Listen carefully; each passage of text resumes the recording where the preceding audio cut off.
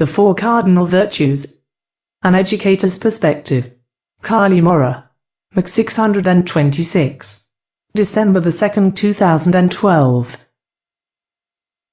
The Four Cardinal Virtues. Prudence. Justice. Temperance. Fortitude. These virtues are known by Human Nature, Kreeft, 1986. They are the foundation of our society, the basis of our morals and values. We can use these virtues to help us build a stronger, more structured community. Adopting and applying these virtues to our lives will ensure happiness. Kreeft, 1986. Where did they originate?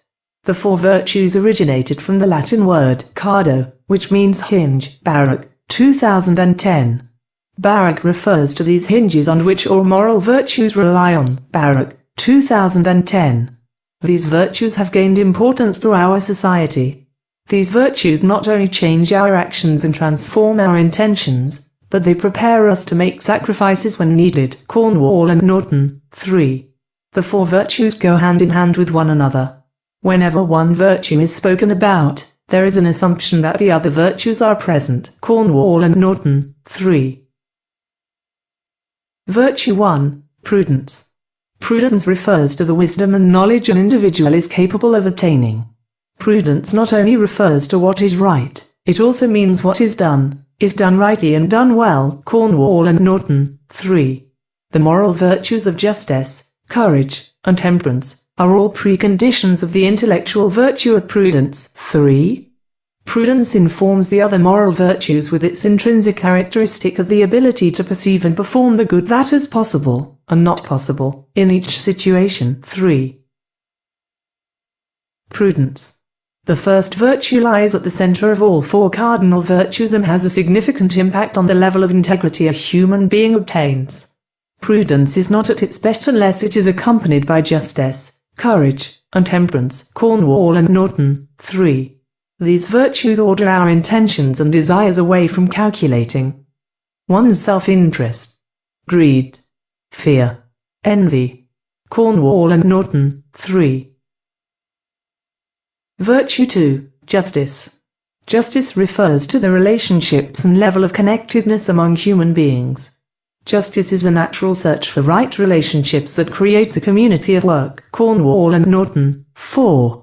This virtue can play a significant role in the common goal individuals strive to achieve, both professionally and personally.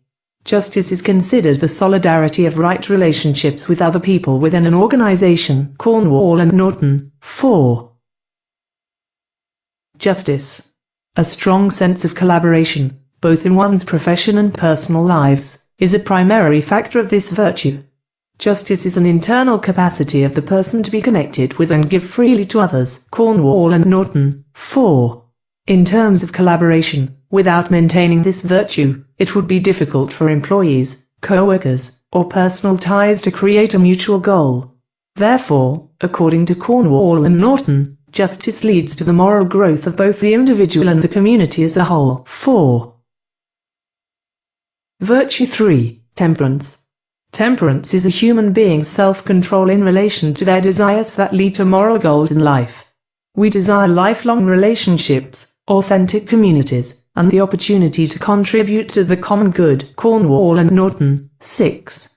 As human beings, our desires are shaped by the people we surround ourselves with, the relationships we build and maintain, and the motivation that leads us to our goals.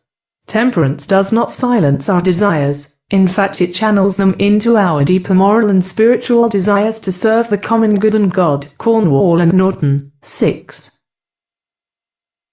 Temperance. Temperance helps provide us a deep sense of an integral human life, of integrity. Cornwall and Norton, 6. Integrity lies within the heart of ethical professionals, but more importantly, in all relationships from marriage and family, to businesses, schools, and organizations. Practices that foster temperance in our work are crucial in hopes of deepening the passion and purpose of our work. Cornwall and Norton, 6. By restraining the impulse, human fulfillment will come about through harder and more intense work. Passion enables human beings to gain the positive drive to feel, think, and act upon our goals, leading us to a good life. Virtue 3. Fortitude. Fortitude is interchangeable with the word courage, and refers to a human being having the strength to resist temptation. These temptations may be common to all people in society who put the effort towards building and maintaining relationships with significant others and family, students in the classroom, and within a business or organization. There are two characteristics that define courage: the habit of taking risks and enduring hardships. Ability to direct risk-taking and endurance to good end. Cornwall and Norton, 5. Courage is the habit that helps us respond in a way that directs us to see the whole. Cornwall and Norton, 5. Fortitude. Courage directly engages a human being's self-understanding as a risk-taker. Cornwall and Norton, 5. What is crucial in relation to this virtue is when people can name their fears, doubts, and temptations, and see how courage can be a response to such difficulties. Cornwall and Norton, 5.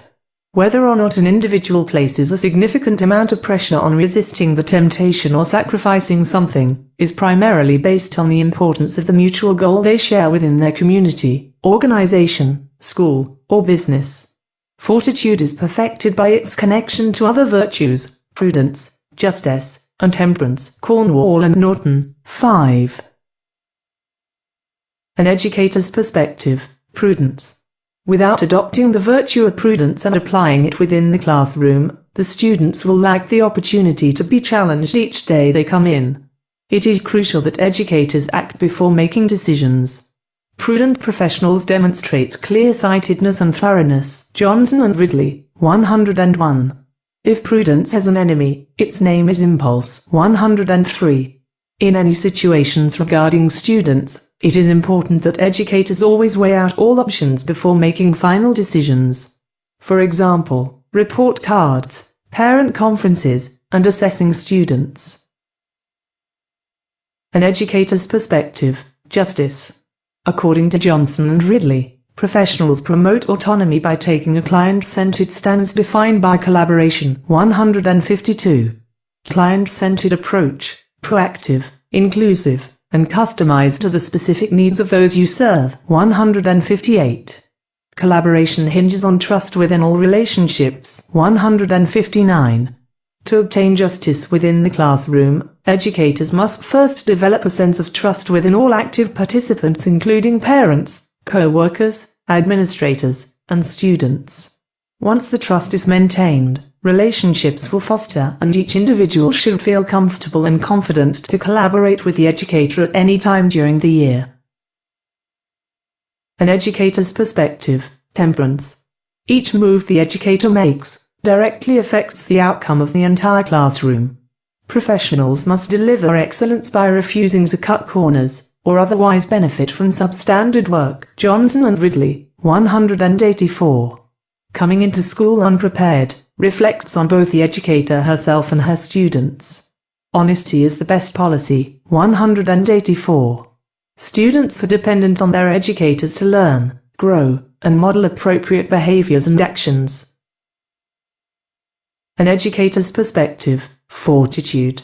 As educators, it is crucial to maintain fortitude with parents, students, and staff members in all aspects of the school environment.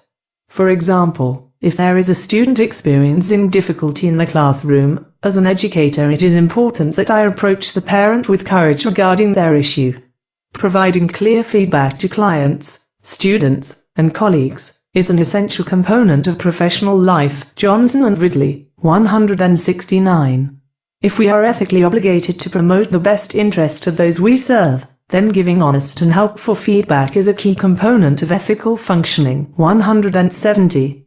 Educators must always deliver the information honestly, with support, and with proper documentation about the difficulty the student may be facing. Negative behaviors, academics, and personal issues students and families may be experiencing. Linking education to the cardinal virtues.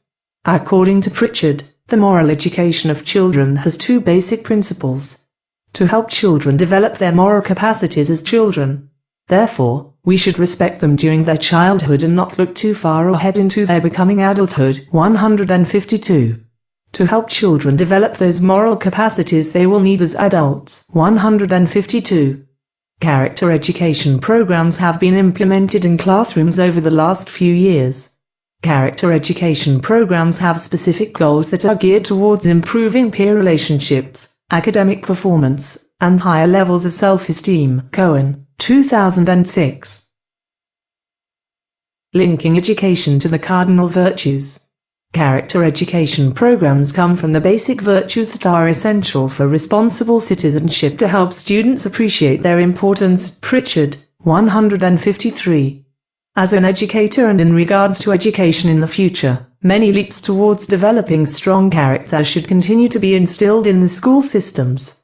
To maintain effectiveness, the programs should primarily be based on and lie at the center of the four cardinal virtues: prudence, justice, temperance, and fortitude.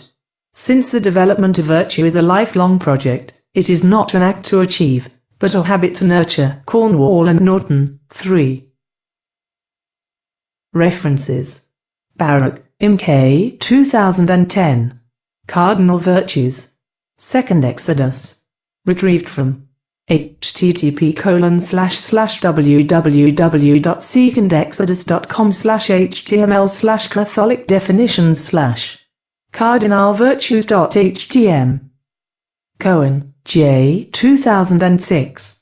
Social, Emotional, Ethical, and Academic Education, Creating a Climate for Learning, Participation in Democracy, and Well-Being. Harvard Educational Review, 7 201-223. Cornwall, J. Norton, M. Bringing Business to Life.